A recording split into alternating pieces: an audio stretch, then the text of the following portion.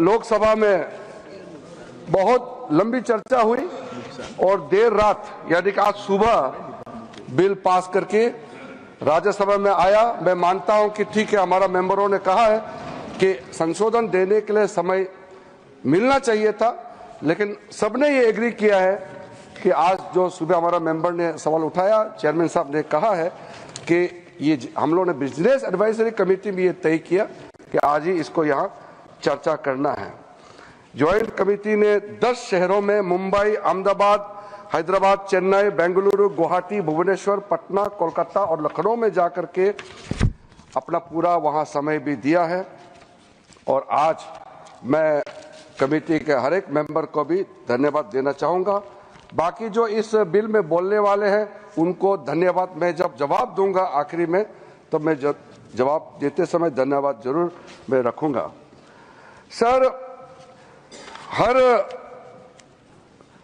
हर व्यक्ति, मैं तो इस सदन में एक मंत्री के रूप में बोल रहा हूं, लेकिन साधारण रूप से ये एक्सपेक्ट करता है कि कोई अच्छा काम करेगा तो उसका तारीफ भी जरूर होगा, और खास करके उन लोगों से तारीफ ज्यादा मिलेगा जिसका इच्छा को मैं पूरा कर रहा हूं।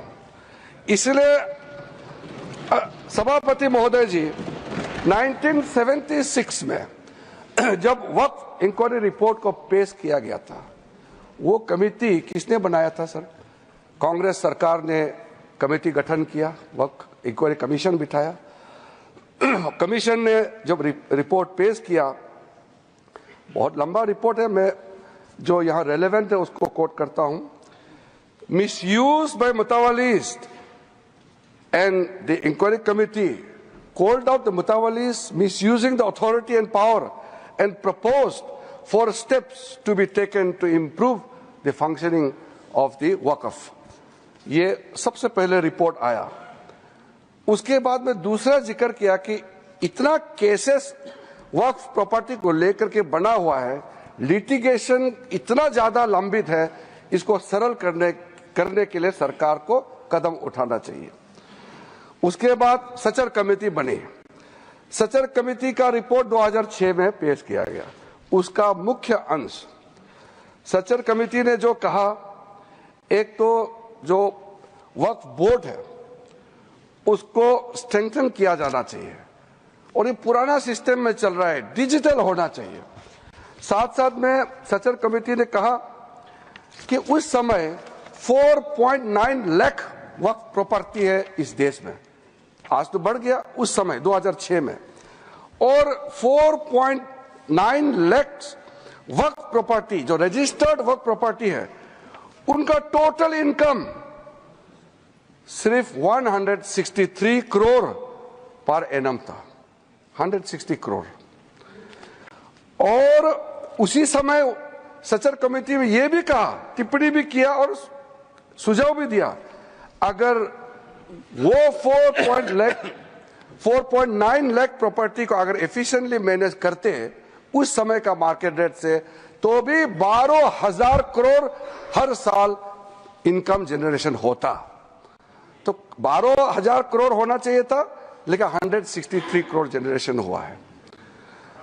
फिर उसके बाद में हम लोगों ने आकलन किया, आज का दिन में 8.72 लाख जो प्रॉपर्टी है इतना बढ़ गया, उसका तो हम हिसाब भी नहीं लगा सकता है, और मुझे हिसाब भी लगा के आंकड़े पेश नहीं करना चाहिए क्योंकि मार्केट का अपना अपना एक फॉर्मूला होता है। लेकिन एक कॉमन सेंस है कि अगर सचर कमेटी 4.9 लाख प्रॉपर्टी को अनुमान लगाया 12,000 करोड़ इनकम होना चाहिए, तो आज उसको आप आज के समय मार्केट रेट में हिसाब लगा करके आप अनुमान लगा सकते हैं। सचर कमेटी ने यह भी कहा, सेंट्रल वक्फ काउंसिल में और स्टेट वक्फ बोर्ड में और ब्रॉड बेस करके इंक्लूसिव होना चाहिए। ये बंद कमरे में कुछ लोग बैठा है ऐसा लग रहा है, इसको खोलना चाहिए, ब्रॉड बेस करना चाहिए। साथ साथ में सेक्रेटरी जो सेंट्रल वक्फ काउंसिल और स्टेट बोर्ड है उसका स्तर सीनियर लेवल होना चाहिए। उस समय under secretary, deputy secretary rank का था, उसको कहा कि ज्वाइंट सेक्रेटरी, एडिशनल सेक्रेटरी का रैंक ऑफिसर को नियुक्त करना चाहिए। और साथ में सर बच्चों और महिलाएं और बच्चों के लिए स्पेसिफिक कदम उठाना चाहिए। इस सच्चर कमेटी ने उस समय रिकमेंडेशन किया। और उसके बाद एक ज्वाइंट पार्लियामेंट्री कमेटी का गठन हुआ, जिसका अध्यक्षता के रहमान खान ने किया। और के रहमान खान जी अल्पसंख्यक मामलों का मंत्री भी रहा है, वरिष्ठ सदस्य थे। उन्होंने फिर पूरे ऑल पार्टी का सदस्य का एक जेपीसी हेड किया, उसमें कई मुद्दे उन्होंने रखे हैं और रेकमेंड किए हैं। मैं मेन वाला को यहां पॉइंट आउट करना चाहता हूं। एक तो उन्होंने पॉइंट आउट किया कि जो इंफ्रास्ट्रक्चर है वक्फ बोर्ड का, वो काफी नहीं है और मैन पावर और फंड बहुत ही मीगर है, कम है, छोटा है, वो काफी नहीं है। दूसरा कहा कि ऐसा लगता है कि सारा जो झंझट है वो मुतावली पे केंद्रित है। मुतावली को कैसे अपॉइंट करना चाहिए, कैसे हटाना चाहिए, सारा विषय वही केंद्रित है। इसको भी पॉइंट आउट किया है। फिर डॉक्यूमेंटेशन के बारे में और सर्वे के बारे में, वक्फ प्रॉपर्टी और लीगल जो सेटअप होना चाहिए वक्फ को लेकर के, इसके बारे में भी। Computerisation of Waqf board, central data bank होना चाहिए, इसका भी उस समय का जेपीसी ने कहा। म्यूटेशंस, रेवेन्यू रिकॉर्ड और to adopt sound and acceptable financial and budgetary practices, इसका भी सुझाव दिया। और फिर लीज करने का जो वक्फ प्रॉपर्टी को किस तरीके से लीज होना चाहिए, इसका भी सुझाव दिया है। जितना ये 3 कमेटी रिपोर्ट्स सच्चर कमेटी को मिलाते हुए जो मुख्य रिपोर्ट रिकमेंडेशन किया है, सर मैं आपके माध्यम से सदन को बताना चाहता हूं, वो सारा रिकमेंडेशन रिपोर्ट्स को हम लेकर के आज ये बिल लेकर के, अमेंडमेंट बिल लेकर के इस सदन में आया है। इसलिए ये तीनों कमेटी, ये कांग्रेस सरकार में जो दूसरे और तीसरे कमेटी तो यूपीए सरकार थे, लेकिन शुरू वाला तो प्योर कांग्रेस गवर्नमेंट था। तो मैं मुख्य रूप से कांग्रेस पार्टी को और उसके जो सहयोगी दल है, मैं अपील करना चाहता हूं कि आज जो बड़ा कदम माननीय प्रधानमंत्री जी के नेतृत्व में हमने ये 2025 का वक्फ संशोधन बिल लेके आया है, तो आपका ही सोच विचार को आप जो पूरा नहीं कर पाया, उसको पूरा करने का हिम्मत नरेंद्र मोदी जी सरकार ने लेके आया है, तो आप जरूर समर्थन करना चाहिए। आदरणीय अध्यक्ष महोदय जी, कई लोगों का हमने स्टेटमेंट सुना है, टेलीविजन में भी और कल दूसरे सदन में भी। ये कोई नया कदम तो हम नहीं उठा रहे हैं, इतिहास सबका मालूम है। संक्षेप में 1894 में जो प्रिवी काउंसिल ने वक्फ अल औलाद, जो बच्चों के लिए वक्फ क्रिएट करते हैं, उसको इनवैलिडेट करने के लिए एक ऑर्डर पास किया था, जो बाद में जाके बड़ा विषय बना। मुसलमानों का बड़ा दल गया, अपील किया ब्रिटिश हुकूमत के साथ, तब जाकर के 1913 में द मुसलमान वक्फ वैलिडेशन एक्ट को पहले बार औपचारिक तौर पर कानून के रूप में इस देश में शुरू हुआ। फिर 1923 में मुसलमान वक्फ एक्ट पास किया गया, जो केंद्रित किया है अकाउंटिंग और ट्रांसपेरेंसी को लेकर के। फिर मुसलमान वक्फ वैलिडेटिंग एक्ट 1930 पास हुआ, जो है reinforcing the legal validity of family औकाफ। इस तरीके से शुरुआत हुआ। फिर हमारा देश आजाद हुई। उसके बाद 1954 में वक्फ एक्ट पारित हुआ, जिसमें स्टेट वक्फ बोर्ड्स का गठन का प्रावधान वहां से शुरू हुआ। फिर उसके बाद में 1959, 1964, 1969 और 1984 में वक्फ एक्ट 1954 को फिर से संशोधित करके यहां से पास हुआ। और 1995 में सबसे ब्रॉड बेस बिल फाइनली जो आया, जिसको आज हम अमेंडमेंट कर रहे हैं, जिसमें ट्राइब्यूनल गठन का प्रावधान रखा गया। सेंट्रल वक्फ काउंसिल, जो आज के दिन में मैं उसका अध्यक्ष के रूप में काम कर रहा हूं, उसका गठन हुआ। फिर जो वक्फ जिसका इनकम 5 लाख से ज्यादा है, उसमें एग्जीक्यूटिव ऑफिसर अपॉइंट होना चाहिए, ये प्रावधान शुरू हुआ है। अध्यक्ष महोदय जी, ये जब चल रहा था, समस्या तो है, सबको मालूम है, और कमेटी का रिपोर्ट का भी मैंने जिक्र किया, लेकिन ऐसा क्या हुआ जो हमको ये एक मेजर अमेंडमेंट आज लेके आना पड़ा। 2013 में यूपीए सरकार था और चुनाव सर पे था, चुनाव आने वाला था। उसमें यूपीए सरकार ने कदम उठाया कि कुछ बदलाव लाना चाहिए। उस समय सर यूपीए सरकार ने जो चेंजेस लाया है, उसको मैं थोड़ा सा कंपेयर करके बताना चाहता हूं। उस समय भी जेपीसी गठन हुआ, आज भी जेपीसी बनी है। फर्क क्या है सर? उस समय का सेलेक्ट कमेटी में 13 मेंबर थे और इस बार के जेपीसी में 31 मेंबर्स। उस समय का सेलेक्ट कमेटी का टोटल सीटिंग हुआ 22 बार, इस बार का जेपीसी का टोटल सीटिंग हुआ है 36। उस समय total delegation, organisation, stakeholder जो सेलेक्ट कमेटी के सामने में पेशकश हुआ 18 और इस बार 284।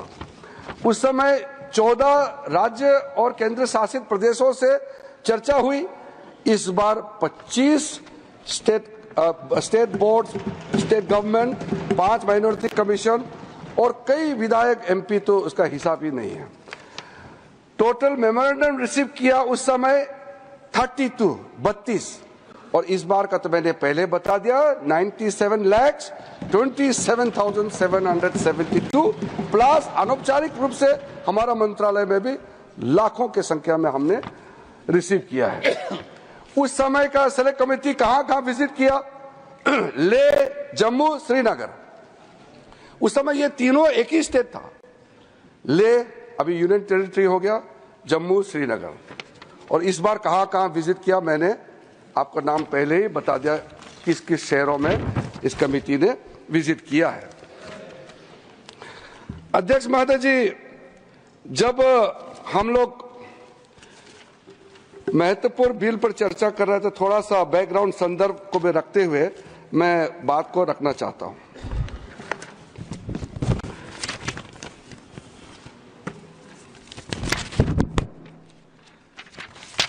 अध्यक्ष महोदय जी, यहां कहा गया है कि हम जो कदम उठा रहे हैं मुसलमानों को नुकसान होगा। कई लोगों ने कहा ये अनकॉन्स्टिट्यूशनल है, गैर कानूनी है और मुसलमानों का हक छीना जा रहा है। अलग अलग तरीके से लोगों ने अपना बात को रखा है। ठीक है, बात रखने का अधिकार है, लेकिन मैं बहुत ही साफ तरीके से ये सारे जो आरोप लगाए हैं उसको मैं खारिज करना चाहता हूं। सर, सबसे पहले ये जो वक्फ प्रॉपर्टी होता है, इसका मैनेजमेंट, इसका क्रिएशन और इसका बेनिफिशियरी ये नॉन मुस्लिम के अलावा कोई और हो, किसी के पास हो ही नहीं सकता है, मुस्लिम के पास ही रहेगा। कोई नॉन मुस्लिम इसमें हस्तक्षेप नहीं कर सकता है। जो वाकिफ होता है वो एक मुसलमान ही होता है, और जो औकाफ बन जाता है वो प्रॉपर्टी क्रिएट हो जाता है, उसको मैनेजमेंट कौन करता है? मुतावाली, वो भी मुसलमान ही होना पड़ता है। और किसके लिए वक्फ क्रिएट करता है? 3 पर्पस के लिए, धार्मिक, रिलीजियस पर्पस, अच्छा काम के लिए, पायस, भगवान के नाम में, अल्लाह के नाम में, और चैरिटेबल, भला के लिए, बच्चों के लिए, महिलाओं के लिए, गरीबों के लिए, तो वो मुस्लिम ही होगा। तो यहां ये सवाल ही नहीं उठता है कि नॉन मुस्लिम, मुस्लिम धार्मिक भावना और धार्मिक व्यवस्था या वे किसी भी तरीके से मुस्लिम प्रॉपर्टी में, मैनेजमेंट में नॉन मुस्लिम हस्तक्षेप कर रहा है, ये सवाल ही नहीं उठता है। तो इसलिए मैं बहुत क्लियर करना चाहता हूं, ताकि हमारा जब डिबेट का जब सिलसिला शुरू होगा तो सुझाव हमको चाहिए कि वक्फ मैनेजमेंट में, प्रॉपर्टी मैनेजमेंट में वक्फ बोर्ड को और ताकत बनाने में क्या क्या और काम करना चाहिए, ये सुझाव हमारे माननीय सदस्यों से मिल सके। जो इंसान, जो मुसलमान अपना प्रॉपर्टी को ट्रस्ट के माध्यम से अगर चलाना चाहता है वो चला सकता है, उसके लिए कोई बंधन नहीं है। वक्फ एक्ट के अंदर में ये पूरा छूट दिया गया है, अगर आप वक्फ बोर्ड के माध्यम से चलाना चाहते हैं आपको पूरा इसके लिए इजाजत है। तो चैरिटी कमिश्नर जितना ट्रस्ट प्रॉपर्टीज को देखते हैं, निगरानी करते हैं, व्यवस्था को चेक करता है, उसी प्रकार से वक्फ बोर्ड जो है वक्फ प्रॉपर्टी को सही तरीके से चला रहा है कि नहीं, ये निगरानी करने के लिए वक्फ बोर्ड बनाया गया है, वो वक्फ प्रॉपर्टी को चलाने के लिए नहीं है। इसलिए ये बात को हम बहुत ही अच्छे तरीके से अगर समझ लेंगे तो बाद में हमारा चर्चा का स्तर भी वो ज्यादा अच्छा रहेगा। हमने सर जो प्रावधान किया है बेसिकली ट्रांसपेरेंसी को, अकाउंटेबिलिटी को, एफिशिएंसी को, ये तीन बड़ा पैमाना है। जवाबदेही तो होना चाहिए, क्षमता होना चाहिए, पारदर्शिता होना चाहिए। तो ये तीन जो व्यवस्था है ये हमारा पूरा एक्सरसाइज जो है इस पे केंद्रित होता है।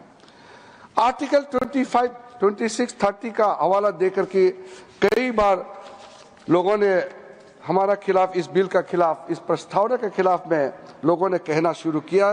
तो मैं आज जरूर इसका जवाब देना चाहता हूं कि हम किसी का धार्मिक भावना को चोट पहुंचाने के लिए नहीं है। एक मुसलमान वक्फ क्रिएट कर सकता है। अब सबसे जो छोटा आप जो क्रिएट करता है फितरा, सबसे छोटा सर, वो हर मुसलमान, गरीब से गरीब मुसलमान भी क्रिएट करता है। ज़कात आप क्रिएट करते हैं, आप देते हैं, दान देते हैं, उसमें कोई किसी को अधिकार ही नहीं है पूछने का कि हिसाब किताब कैसे किया है। ये आपका अंदर का बात है, आपका फेथ है, इसमें हम हस्तक्षेप कैसे कर सकते हैं। इसलिए बिल्कुल ये बात आप बिल्कुल मत बोलिएगा अपना बात रखते समय कि सरकार या कोई गैर मुसलमान के जो कामकाज में उसका तौर तरीके में हस्तक्षेप कर रहा है, ये मत बोलिएगा। वैसे तो कोर्ट केसेस बहुत है, मैंने दूसरे सदन में भी कोर्ट करके बताया, यहां मैं फिर से इसको दोहराना चाहता हूं ताकि कोर्ट ने क्या रूलिंग दिया है वो भी क्लियर हो जाए। सैयद फजल पुकाया तंगल वर्सेस यूनियन ऑफ इंडिया में केरला हाईकोर्ट ने जो ऑब्जर्वेशन और ऑर्डर पास किया उसमें कहा गया है, high court, the Waqf board is a statutory body, pure and simple, it is not a representative body of the Muslim community. Waqf property है, इसलिए कोर्ट का जजमेंट बहुत साफ साफ हमारे सामने में दिखाई देता है। इलाहाबाद हाई कोर्ट का जजमेंट है, Hafiz Mohammad Zafar Ahmad versus UP central Sunni board of वक्फ।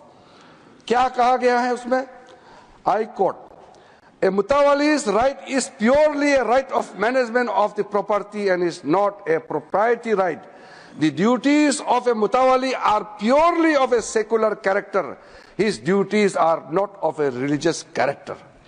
इसलिए मुतावालिस को ऊपर में निगरानी रखने के लिए वक्फ बोर्ड बनाया गया है।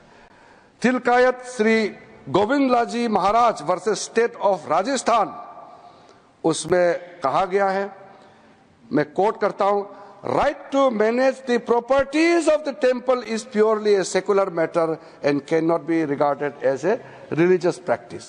प्रॉपर्टी का मैनेजमेंट के बारे में इतना क्लियर कोर्ट ने कहा है, कई केसेस है, मैं बहुत कम आपके सामने में साइट कर रहा हूं।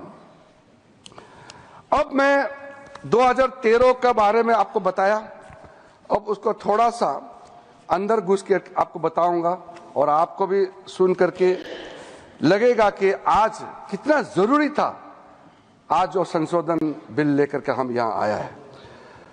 2013 में ये जो कमेटी वगैरह जब बनाया, 5 मार्च 2014 में कमेटी 13 में गठन हुआ और पारित हुआ दोनों सदनों में।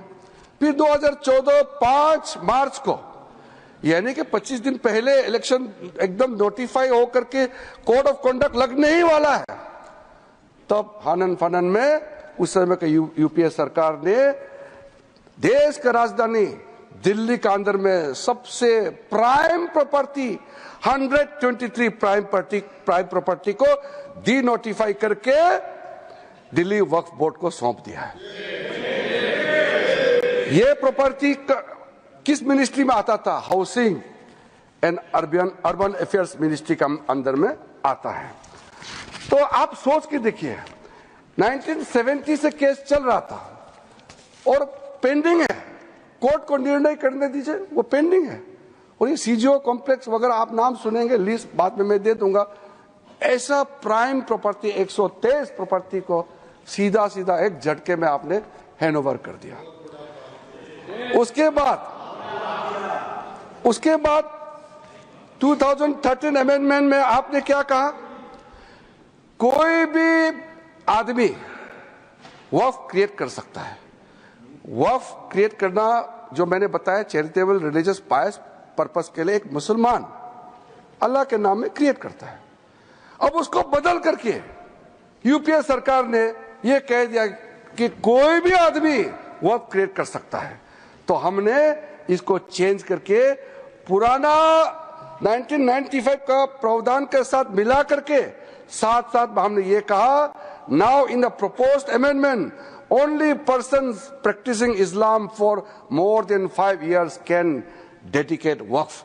ये हमने क्लियर कर दिया है ताकि इसमें कोई डाउट का कोई गुंजाइश ना हो कि वक्फ क्रिएट कौन कर सकता है। उस समय वक्फ बोर्ड में एक मुसलमान का अंदर में भी कई सेक्ट है, सुन्नी है, सिया है, आगा खानी से, दाऊदी बोरा से, पसमंदा है, बहुत लोग हैं।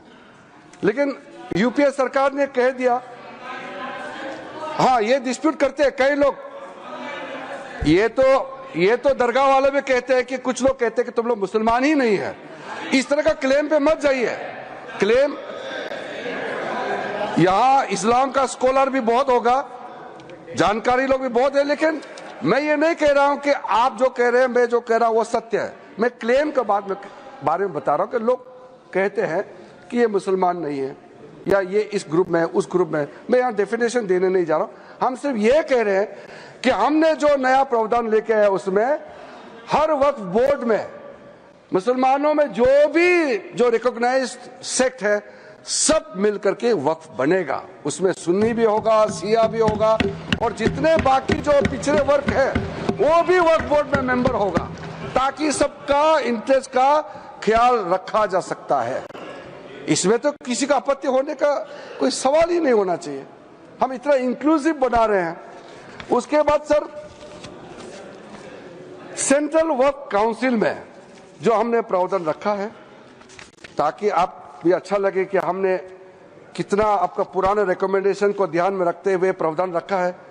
Out of 22 members in the central Waqf council, not more than 4 will be non-Muslims, including ex officio members. In that case, the Minister of Minority Affairs. There will be 3 members of Parliament. अब member of parliament तो किसी का धर्म हो सकता है। ये नहीं कहना कि ये इस जाति का एमपी है इसलिए ये मेंबर नहीं हो सकता है। 3 members of Parliament, 10 members from Muslim community, 2 former judges from the Supreme Court or High Court, 1 advocate of national eminence, 4 persons of national eminence from various fields, an additional secretary or joint secretary to the government of India dealing with Waqf matter. जो ministry में concern officer है वही हो सकता है। और out of 10 Muslims 2 members minimum shall be women. 2 महिला सदस्य होना अनिवार्य है। स्टेट वक्फ बोर्ड्स में out of 11 members not more than 3 will be non Muslims. कल किसी ने कहा कि नॉन मुस्लिम मेजोरिटी हो जाएगा, सवाल ही पैदा नहीं होता है। Not more than 3 will be non Muslims, including sir, ये अतिरिक्त नहीं है, including x official members, 1 chairperson, 1 member of parliament, 1 MLA, 4 members from Muslim community, 2 members with professional experience, 1 member from Bar Council, the Joint Secretary to the State Government dealing with the Waqf matter जो संबंधित संयुक्त सचिव है. Out of 4 Muslim members 2 shall be women. ये हमने सुनिश्चित किया है. और दूसरा चेंज किया है, कितना जरूरी था. सेक्शन 108A में क्या आपने प्रावधान किया था. ये लिखा गया कि वक्फ का जो प्रावधान है, वक्फ एक्ट का जो प्रावधान है, बाकी देश में जितना कानून बनाया है उसको ऊपर में ये ओवरराइडिंग इफेक्ट होगा, ऐसा प्रावधान रखा. हमने इसको रेशनलाइज किया है. Now in the proposed amendment this provision is been omitted. This facilitates the legal harmonization of the Waqf Act with all other property laws. इस देश में बहुत सारा प्रॉपर्टी लॉस है, ताकि सब में एक समन्वय हो जाए. हार्मोनाइजेशन होना जरूरी है सर. एक कानून दूसरा कानून का सर लड़ाई के लिए नहीं बनाता है. हार्मोनाइज करना बहुत जरूरी है. कॉन्फ्लिक्ट अवॉइड करने में तो आप भी अच्छा लगेगा, इसमें कोई विरोध होने का मुझे कोई कारण नजर नहीं आता है. सर, जो आज हम बिल लेके आया है, एक आप इसको कह सकते हैं नए सवेरा, एक अच्छा सोच के साथ जब हम आए हैं, तो हम बिल का नाम को भी, नाम से तो आपत्ति नहीं होना चाहिए, नाम को हमने अच्छा नाम लेकर के आया है. अब ये नया बिल का नाम होगा, इस एक्ट का नाम हो जाएगा उम्मीद. सर, उम्मीद नाम.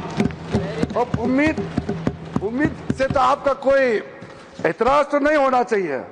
अब उम्मीद रखने का पीछे कारण है unified Waqf management empowerment efficiency and development. अब सर इसमें यूनिफाइड हम कहां से शुरू किया, पूरा जो व्यवस्था है उसको हमने यूनिफाई किया है. कलेक्टर का रोल से लेकर के सर्वे, रजिस्ट्रेशन, म्यूटेशन, इंक्रोचमेंट और जितना भी जो मैटर है उसको अब पारदर्शिता के साथ जब हमने यूनिफाइड एफर्ट डाला है to overcome the issues which were pending for such a long time, तो इसको हमने यूनिफाइड एफर्ट के साथ में आया है. और एम्पावरमेंट का जब बात होते हैं तो डाइवर्स सोशल ग्रुप जिसको मैंने जिक्र किया है, चाहे वो सुन्नी हो, चाहे शिया हो, चाहे वो आगा खानीस हो, पसमानदा मुस्लिम हो, बैकवर्ड मुस्लिम्स का कोई भी डेफिनेशन में आप देख लीजिए, वुमेन हो और बाकी कोई भी हो, हम चाहते हैं कि सबको डिसीजन मेकिंग का बॉडी में जगह मिलना चाहिए. इसलिए सबको एम्पावरमेंट कर रहे हैं. एफिशिएंसी को हम इंक्रीज करने के लिए टेक्नोलॉजी का इस्तेमाल करने का भरपूर इसमें प्रावधान किया गया है. अब सेंट्रलाइज्ड डेटाबेस होगा, डिजिटल पोर्टल होगा जो हमारा मंत्रालय में होगा, जो सारा स्टेट बोर्ड के साथ में लिंक होगा, लाइव होगा. वक्फ प्रॉपर्टी का कंटिन्यूसली रजिस्ट्रेशन, ट्रैकिंग, कंप्लायंस, पूरा मैनुअल अगर गड़बड़ होता है उसका भी ट्रैकिंग करने के लिए ब्यूरोक्रेटिक डिले हो रहा है, किसके टेबल में डिले हो रहा है उसका भी जांच करने के लिए पूरा व्यवस्था करके हमने एफिशिएंसी को टारगेट दिया है. और आखिर में डेवलपमेंट, जो मैंने आपको बताया कितना करोड़ हम इनकम जनरेट कर सकते हैं, इसलिए जो development of the Waqf property को मैं बहुत महत्वपूर्ण मानता हूं. मैंने कल भी इस बात को बताया है कि दुनिया का सबसे ज्यादा वक्फ प्रॉपर्टी हिंदुस्तान में है. और कई लोगों ने कहा कि डिफेंस, रेलवेज के बाद तीसरा डेटा बैंक देखा जाएगा तो वक्फ प्रॉपर्टी, जो लैंड प्रॉपर्टी जो है वक्फ बोर्ड के पास है. मैं उसको थोड़ा संशोधित करके बताना चाहता हूं, ये तीसरा नहीं है. दुनिया का सबसे ज्यादा लैंड प्रॉपर्टी नंबर 1 वक्फ बोर्ड के पास है हिंदुस्तान में. ये थर्ड नहीं है, क्योंकि डिफेंस और रेलवे को आप प्राइवेट प्रॉपर्टी के हिसाब से आप इसको गिनती नहीं कर सकता है. ये देश का प्रॉपर्टी है.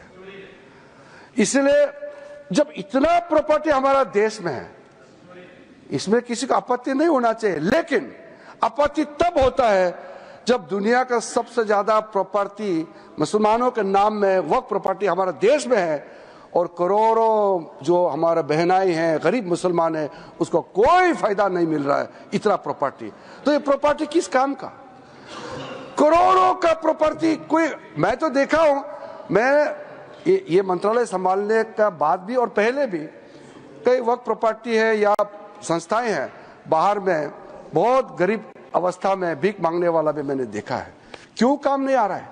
अगर सही तरीके से वक्त प्रॉपर्टी को हम डेवलप करेंगे तो मैं कह सकता हूं अगले 3-4 साल के अंदर में करोड़ों गरीब मुसलमानों का जिंदगी आबाद हो जाएगा। थोड़ा सा अगर आप योगदान करेंगे, सब मिलकर के हम काम करेंगे तो क्यों नहीं कर सकते हैं? इसी मंशा के साथ हम यहाँ आज इस सदन में आए हैं। हमारा टारगेट जो है बहुत ही क्लियर है। 2013 में दूसरा प्रावधान जो चेंज किया था उसको हम लोगों ने क्या बदलाव किया है वो आप भी हमारा समर्थन करेंगे। वक्फ प्रॉपर्टी जो है ये तो आप जानते ही है, इसको कोई भी प्रॉपर्टी हो उसका एक टाइटल होने के लिए कोई डॉक्यूमेंट चाहिए, कोई रजिस्ट्रेशन चाहिए, कोई प्रूफ तो चाहिए।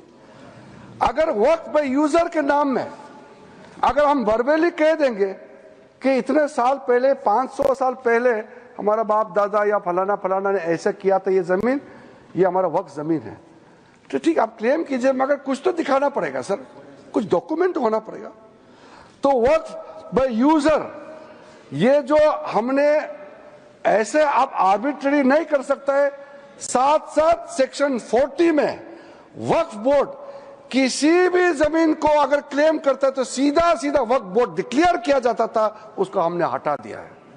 ये बहुत जरूरी था। अदरवाइज इसके बाद अगर आप 2013 में कितना वक्फ प्रॉपर्टी था, आज 2025 में कितना वक्फ प्रॉपर्टी का संख्या में जंप हो गया, तब आप पता चलेगा कि ये सेक्शन का कितना इसका दुरुपयोग किया गया है। लेकिन साथ में हम लोग ने संरक्षण भी दिया है कि वक्फ बाय यूजर में जो वक्फ प्रॉपर्टी ऑलरेडी रजिस्टर्ड है, जो सेटल्ड केस है, हम उसको रेट्रोस्पेक्टिव जाकर के उसको हम छेड़छाड़ नहीं करेंगे। ये प्रोस्पेक्टिव इफेक्ट होगा। हाँ, अगर कोई डिस्प्यूटेड है, कोर्ट में पेंडिंग है, बातचीत चल रहा है, डिस्प्यूटेड है, तो जाहिर सी बात है सर कि कोर्ट का अधिकार को तो हम यहां खत्म नहीं कर सकता है। तो इसलिए unless the property is disputed, all those land, those property, work property which are registered, which has a proper documentation, they will remain so। और इसका अधिकार राज्य सरकारों का है। Land is a state subject, तो भारत सरकार, केंद्र सरकार तो कुछ कर नहीं सकता है, वो राज्य सरकार को ही अथॉरिटी दिया है। अब महिलाओं का अधिकार को लेकर के, बच्चों का अधिकार को लेकर के सब कहते हैं। मैंने कहा कि वक्फ औलाद का इतिहास बहुत पुराना है। राइट ऑफ इनहेरिटेंस का आप अलग अलग तरीके से इंटरप्रिटेशन भी करते आए हैं। तो हमने ये सुनिश्चित किया है कि जो विडोज है, जो डिवोर्स वुमेन है, ऑर्फन है, जो यतीम बच्चे हैं, उनके लिए संरक्षण तो होना चाहिए। माननीय सभापति महोदय, तो हमने ये प्रावधान किया है कि जो प्रॉपर्टी मेरा है, अगर मैं एक मुसलमान हूं, मैं वक्फ क्रिएट करना चाहता हूं, लेकिन मैं उसी प्रॉपर्टी को ही वक्फ कर सकता हूं जो मेरा अधिकार है। साथ उस प्रॉपर्टी में जो महिला का अधिकार है उसको मैं छेड़छाड़ नहीं कर सकता हूं। महिला का अधिकार को सुरक्षित रख करके ही मैं अपना मर्जी से मेरा जो अधिकार है उसको हम वक्फ क्रिएट कर सकता है, ताकि कोई महिला ऐसा ना हो कि परिवार में इतना प्रॉपर्टी है लेकिन उसको कोई उसका अधिकार ही ना हो। तो ये सुनिश्चित करना बहुत जरूरी है। इस 21वीं सदी में इतना प्रोग्रेसिव थिंकिंग तो सबको ही होगा। मैं आपको नहीं कह रहा हूं कि आपका ऐसा सोच नहीं है, हम लोग सब एक समानता सोच के साथ आगे बढ़ रहे हैं। 2 मेजर अमेंडमेंट हम जो लेके आया है उसमें भी मैं मानता हूं आप समर्थन करेंगे। एनी मॉन्यूमेंट्स, कई मॉन्यूमेंट्स हमारे देश में protected areas under Ancient Monuments Preservation Act 1904 or Ancient Monuments and Archaeological Sites and Remains Act 1958 declared as work properties under this act or under any previous act shall be void. कोई हमारा archaeological site हमारा राष्ट्र का property है, इसको आप छेड़खानी नहीं कर सकता है। दूसरा, हमारा देश में करोड़ों आदिवासी शेड्यूल्ड ट्राइब्स, हम लोग सब मानते हैं कि इंडिजिनियस जो शेड्यूल्ड ट्राइब होते हैं उसका संरक्षण होना चाहिए, तो हमने यहां ये प्रावधान लेके आया है। आप शेड्यूल 5 और शेड्यूल 6 जगह में जहां हमारा स्पेशल प्रोटेक्टेड एरिया से वहां किसी जमीन को वक्फ प्रॉपर्टी डिक्लेयर नहीं कर सकता है। ये सेक्शन 4 क्लॉज 4 सेक्शन 3E में हमने प्रावधान रखा है। मैं मानता हूं कि हमारा देश में जितने आदिवासी भाई बहन हैं उनके लिए आदरणीय मोदी जी का तरफ से और हम सब का तरफ से ये बड़ा सौगात होगा। सर, ट्राइब्यूनल में हमने कुछ बदलाव किया है। हमारा ज्वाइंट पार्लियामेंट्री कमेटी का भी सुझाव आया था। अब जो ट्राइब्यूनल बनेगा उसका फिक्स टेन्योर होगा और उसको एफिशिएंसी बढ़ाने के लिए कई हमने स्टेप्स उठाया है। आज का दिन में टोटल जो केसेस पेंडिंग है, लिटिगेंट्स टोटल कितना केसेस है? 14,470 केसेस, नहीं सॉरी सर, 31,999 केसेस है, जिसमें मुस्लिम लिटिगेंट्स है 14,470 केसेस। तो 31,999 केसेस जो पेंडिंग है। तो हम ये समझते हैं कि ट्राइब्यूनल को मजबूत कराना बहुत जरूरी है। हमने 2 मेंबर प्रपोज किया था, जेपीसी में कहा गया कि 3 मेंबर होना चाहिए, उसको हमने एग्री करके 3 मेंबर बनाया और 1 member having knowledge of Islamic law and jurisprudence for better functioning of the tribunal.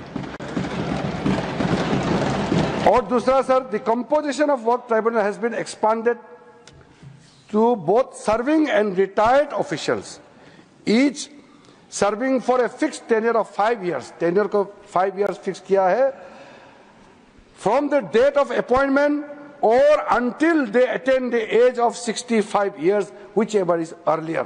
Section 84 clause 4 में हमने ये बहुत क्लियर से प्रावधान रखा है। एक इंपॉर्टेंट हमने प्रावधान रखा है, राइट टू अपील। इसमें कई लोगों ने डिस्प्यूट भी किया है, मैं क्लियर करना चाहता हूं।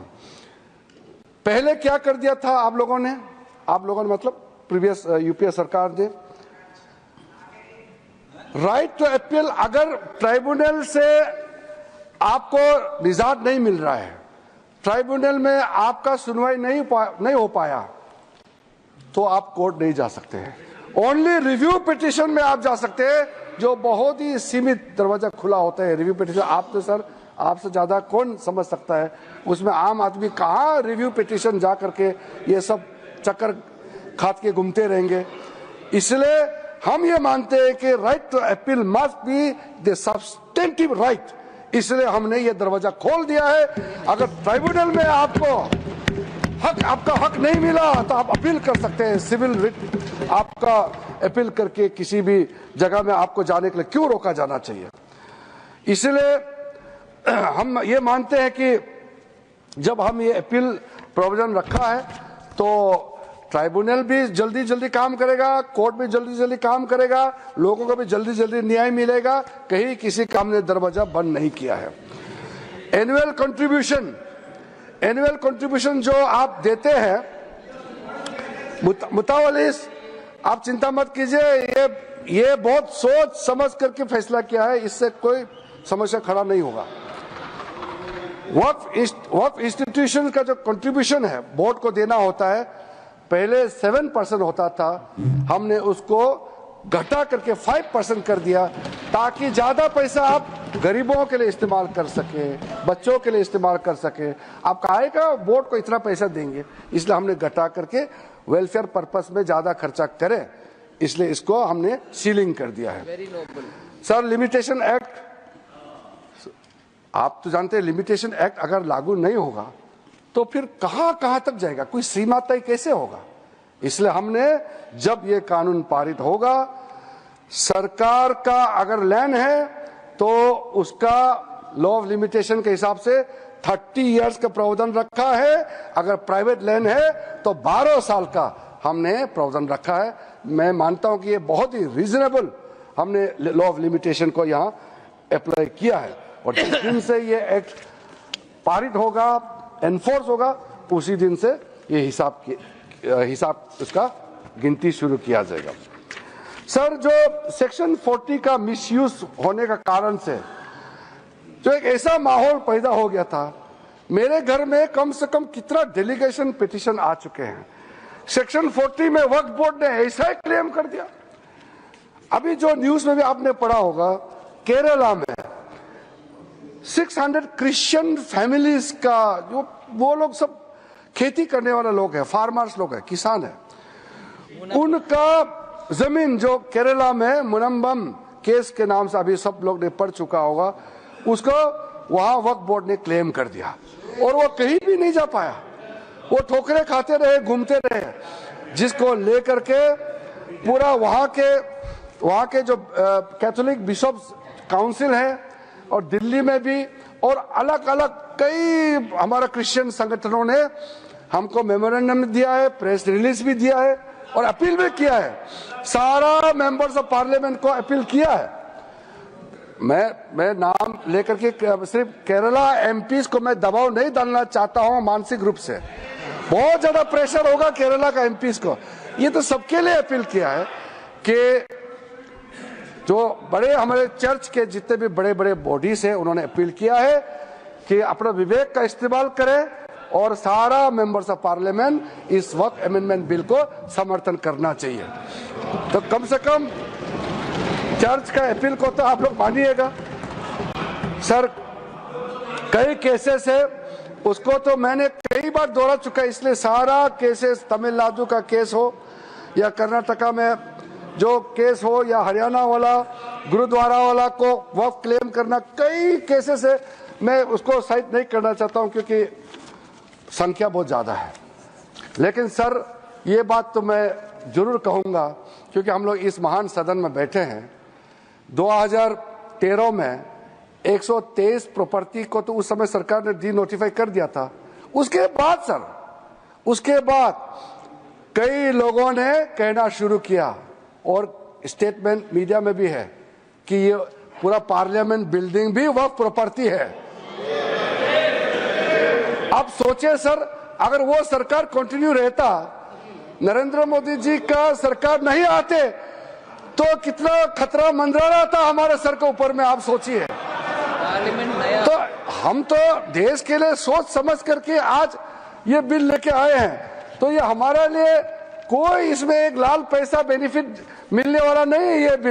ये बिल करोड़ों गरीब मुसलमानों को फायदा पहुंचाने के लिए और गलत काम ना हो, गलत तरीके से दूसरा का जमीन को हड़प ना ले, इसको प्रतिबंध लगाने के लिए, रोकने के लिए अच्छा सोच के साथ हम ये बिल लेके आए हैं। अन्य सभापति जी, मैं कहने के लिए बहुत कुछ है क्योंकि ये ओपनिंग है। हमारे यहाँ जितना विद्वान माननीय सदस्य हैं, उनके बातों को मैं सुनने के लिए बहुत इच्छुक हूं, तो सुनने के लिए मैं तैयार हूं। हमारे वरिष्ठ माननीय मंत्रीगण भी यहाँ बैठे हैं, हम लोग सब सुनेंगे। तो जेपीसी में जो सदस्य हैं और जो सदस्य नहीं है, सबका सुझाव हम सुनते हुए आखिरी में जैसे हमने टाइम यहाँ दिया है चर्चा के लिए, मैं उसका बारीकी से जवाब देने का कोशिश करूंगा। मैं सिर्फ ही इतना ही अनुरोध करूंगा कि आप ऐसा बात मत बोलिए जिससे हंगामा खड़ा हो जाएगा। ऐसा बात बोलिए जो सुन करके हमारा कानों को भी थोड़ा अच्छा लगेगा। हम बैठ करके सुनने के लिए तैयार है और चर्चा का स्तर ऊंचा होगा। मैं इसी उम्मीद के साथ आप सबको इस महत्वपूर्ण जो उम्मीद का जो हमारा बिल लेकर के आए हैं उसको समर्थन करने के लिए मैं अपील करता हूं। For exclusive and insightful videos, subscribe to our new channel ABP Live Premium.